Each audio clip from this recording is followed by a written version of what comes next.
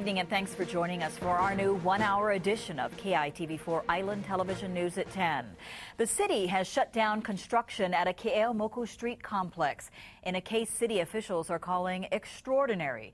Extraordinary because inspectors visited the site 3 times in 1 month, issuing orders to stop work each time because of illegal construction.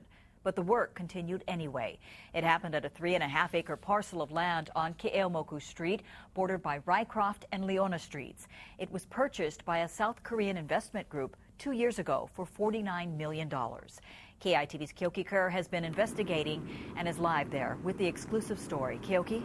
Well, Paula, the owners of Keeaumoku Plaza, which you see here behind me, have been cited for repeatedly performing construction here without city building permits, permits that are important to assure that all the electrical, plumbing, and other construction work is done safely and up to code. Crews used concrete Thursday afternoon to construct an addition to one of the buildings at Keeaumoku Plaza, a sprawling complex of low-rise buildings that includes restaurants, bars, and small retailers.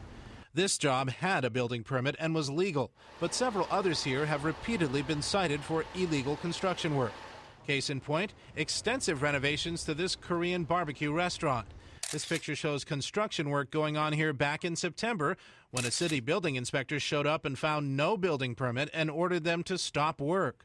Anytime you do a construction work or you're working with the electrical system or your plumbing system, you're required to come in for a building permit. And they were initiating work without the proper permits in place. But construction crews kept working, as these photos show, both on the restaurant and then redoing a neighboring wooden building. So the city slapped the owners with 2 more stop work orders in October. But construction continued anyway. But once we got to the civil fines, I think that's when they stopped working on doing the illegal work at that point. City Planning and Permitting Director David Tonoe says the owner, Cuzco Development USA, will face fines of $50 a day that are adding up until they obtain building permits for the work. Owner Da-Yoon Byun, shown here standing on the right, declined an on-camera interview but told us he was not familiar with Oahu building laws since he's from South Korea. And he apologized for what he calls a mistake and says now they're following city and state building laws. I think if you're going to thumb your nose at the authorities and ignore issues to stop work, that's a problem. Kyle Chock heads Pacific Resource Partnership, an advocacy group for unionized contractors and the Carpenters Union. And if you have unpermitted, unlicensed activity happening, you don't give the authorities any opportunity to come in and inspect the job and make sure that things are happening properly. We're back here live now. The owners also blame part of these problems on a restaurant tenant.